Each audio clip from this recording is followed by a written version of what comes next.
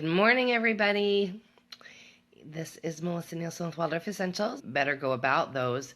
One of the things that I tend to do when I get myself in a spot where maybe we've had some family not be kind to us, or I go, how did that turn out to that? I tend to sort of go back over it, and rather than over analyzing it, sort of back up and do a backward review of it a little bit and try to see where it unraveled, and so that I have better skills for next time. I find that immensely helpful. I also find it immensely helpful that if there's if it was because you and your partner were not on the same page, so sort of figure that out. Figure out, was it overstimulation of kids? Was it just the situation where they're, because there's so many variables, and was it a situation where maybe you should have just said, you know what, I'm not going, and that's a perfectly okay thing to say.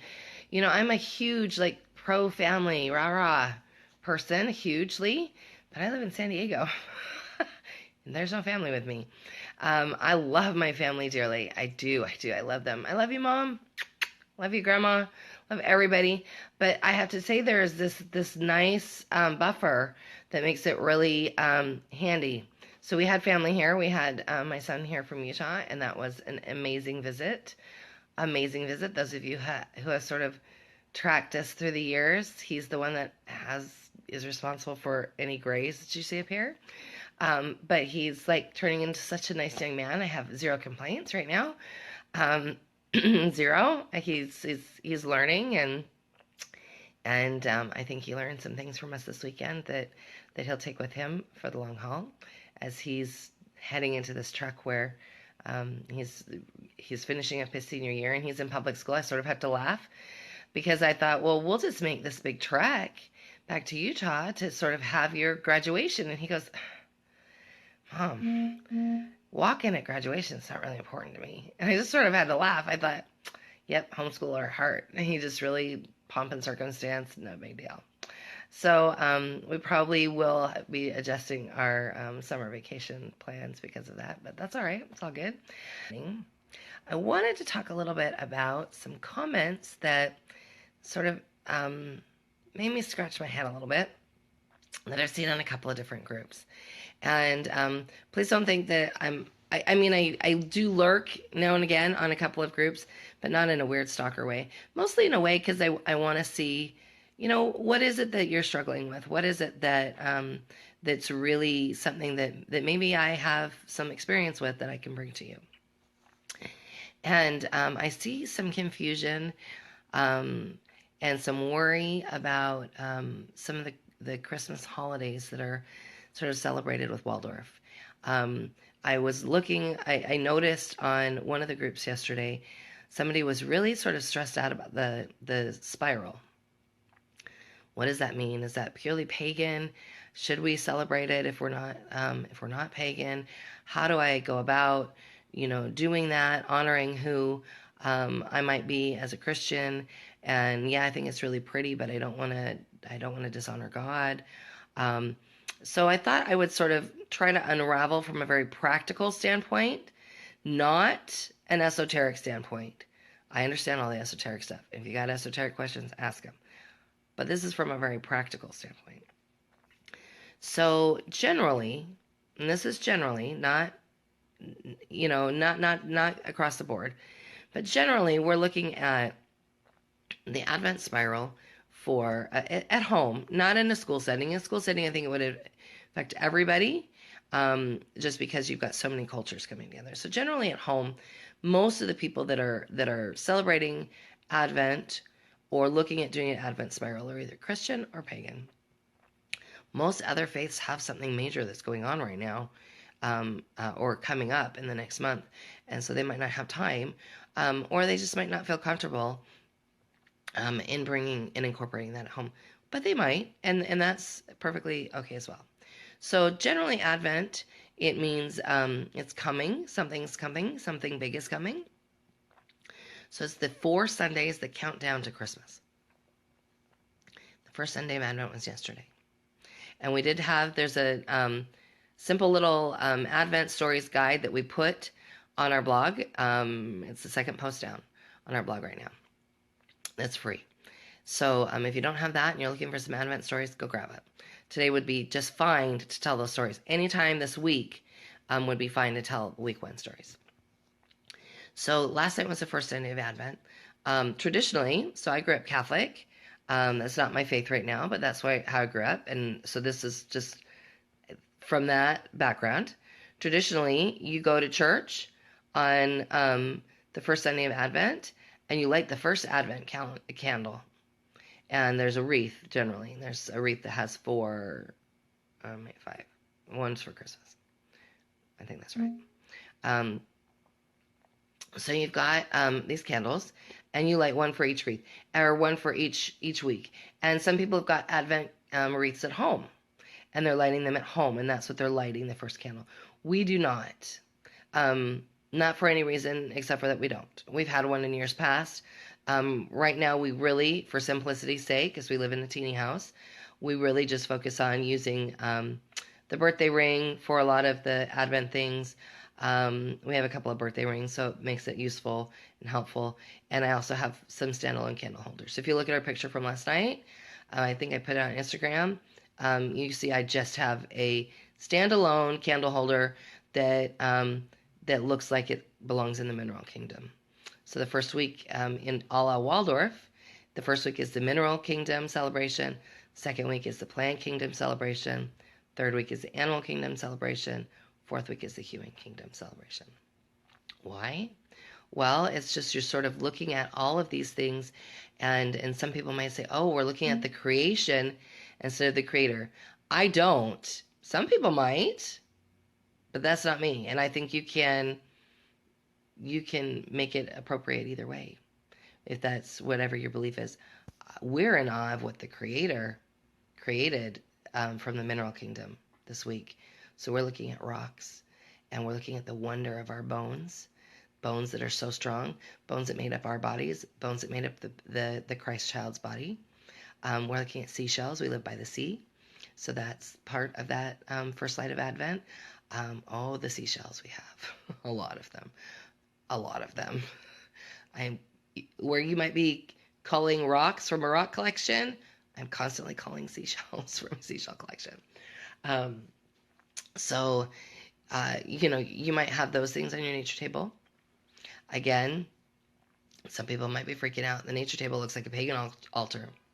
Kind of, but not really. It can be. When I was pagan, it was my altar and my nature table. But there are some fundamental differences between what we used when we were pagan and the way we use the nature table as Christians. And so you don't have to be afraid of those because you're not, what one person does with Waldorf in their home doesn't have to be what you do with Waldorf in your home. And what one person does with their nature table doesn't have to be what you do. So our nature table generally has a salt lamp on it. Excuse me. Salt lamp to sort of purify the air in the space that it's in, and it's pretty. And we almost always have an angel there just sort of watching over us. And then we have whatever, we've got going on the nature table that week. So this week it's some cards that say mineral and just some things from the Mineral Kingdom. Next week, we'll start to lay out the foundations for the Nativity. And I have a ton of pagan friends that have nativities. It's the time of the year. It's what's coming. Some people are celebrating the return of the sun, S-U-N. Some people are celebrating the birth of the sun, S-O-N. Both are appropriate. So don't get hung up on, I can't do that, or oh, this is weird, or just sort of look at it from a broad sense. Great quote that I read years ago said that discipleship is walking in the broad shadow of the man that had the cross on his back.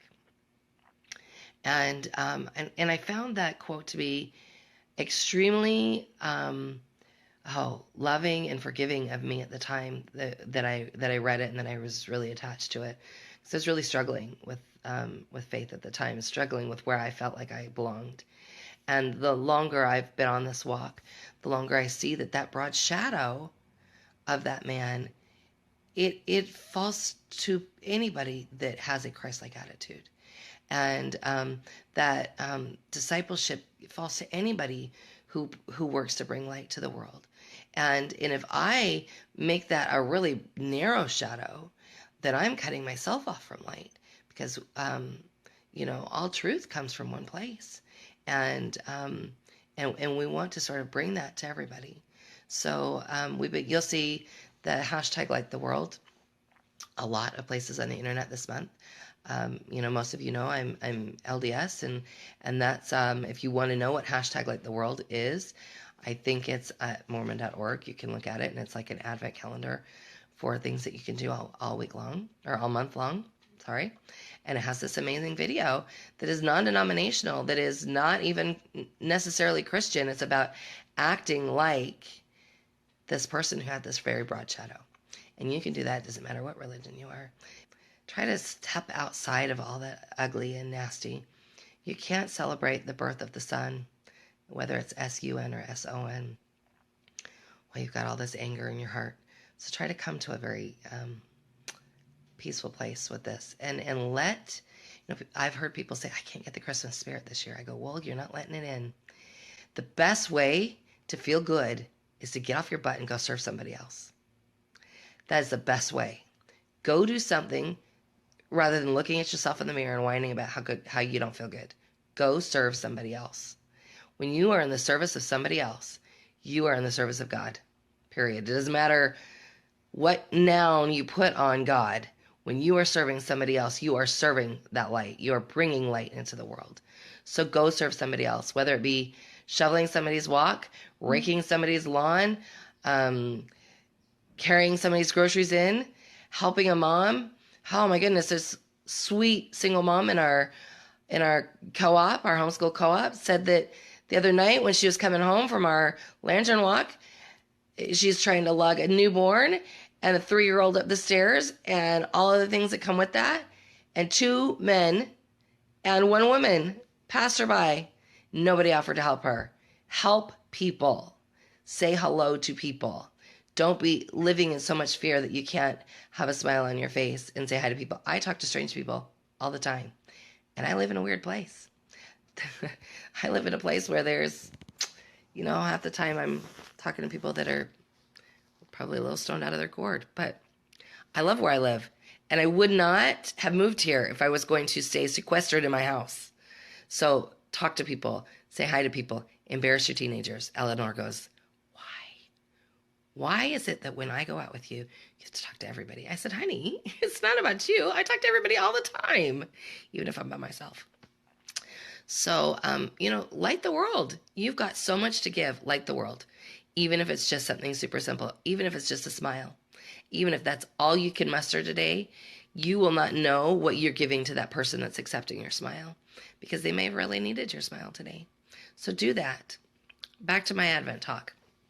So, saw some comments about how the Advent spiral in particular looked a little cultish to some people.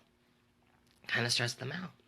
So I want you to sort of step out of that for a minute. So the traditional Waldorf Advent spiral is done in a couple of different ways. I will tell you how we do ours. So when we've done an Advent spiral, whether it be just us at home, and we've done it, just us. When we do that, it's often on a smaller scale. It might be something we do in the living room. The best place to do it is outside. And the schools don't usually even do it outside. They usually do it in a gym. But I'm telling you, even if you've got snow, in fact, snow is incredibly beautiful. Cold, but incredibly beautiful. When we lived in cold climate, we did the spiral outside all the time. And more often than not, get the spiral all set up, and then the snow starts to fall, and it's so pretty to have everything out there. So we use pine boughs to lay out the spiral usually, and maybe a couple of bigger lanterns that we have left over from Martinmas that we use to sort of mark the spot. We also we tend to core apples and put a light in the apple when we do this. And there's actually this really handy, if you look on Amazon for an apple corer, it's this thing that pops down in the apple and just pops out enough for a tea light. So we do that. We have enough of those for all of the participants. And then we have somebody who's either, you can call her Mary, you can call her Mother of Light, you can call her Goddess, you can call her whatever you want to call her. She generally sits in the middle. And so you reverently walk into this spiral, sort of going inward, and you get your light that's already lit by Mary, and she hands it to you. It's in this beautiful apple. Now, this apple you're not taking home, you're not eating it, it's just an apple. Do not buy organic apples for this. Don't do it, because you're wasting them. Just buy crappy apples. So the idea is you get the light from Mary, you walk out, and you set your light somewhere on the spiral on your way out. It's very reverent activity. Why? Because it's a very reverent time. It's about meditating as you go inward. And then as you come back out, you're bringing this light out. So you're setting that light then somewhere along the spiral.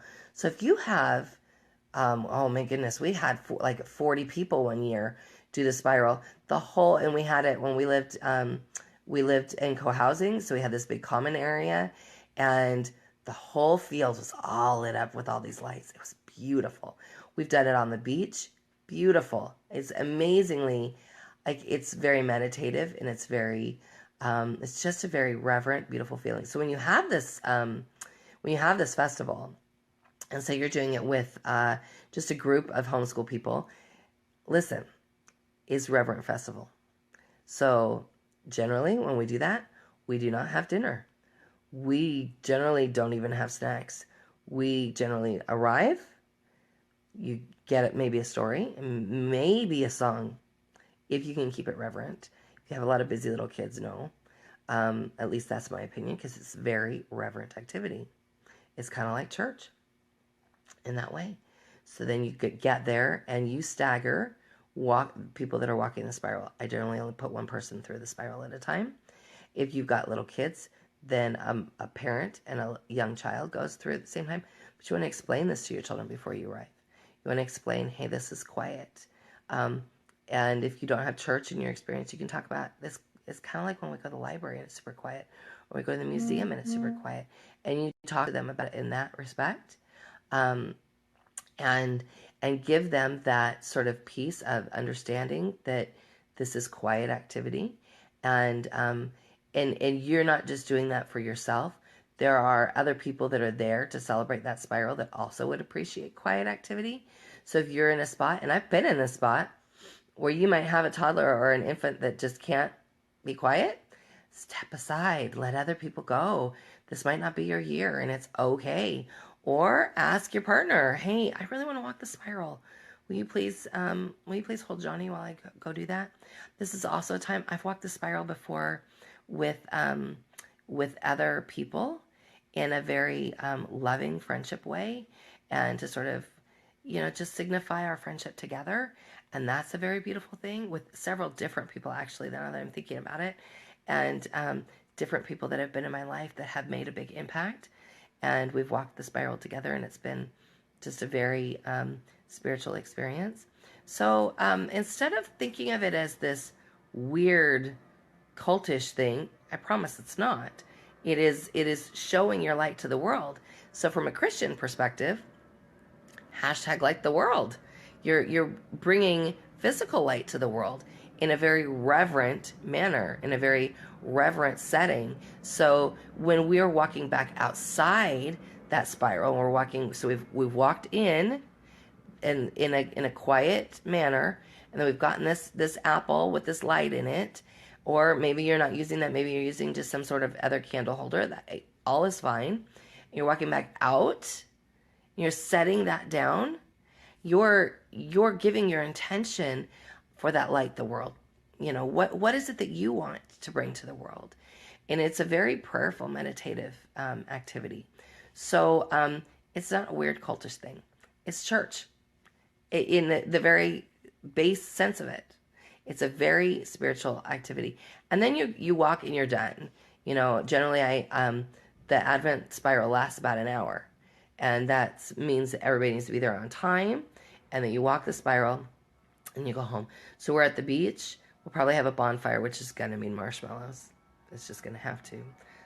It's the beach and the fire. So we'll probably have our fire pit far away from where the spiral is. So hopefully that sort of demystifies the Advent spiral. It's not a scary thing. I think it can be an extremely Christian thing, or it can be a not Christian thing. I think you can make it whatever you want to make it. It's a very beautiful thing.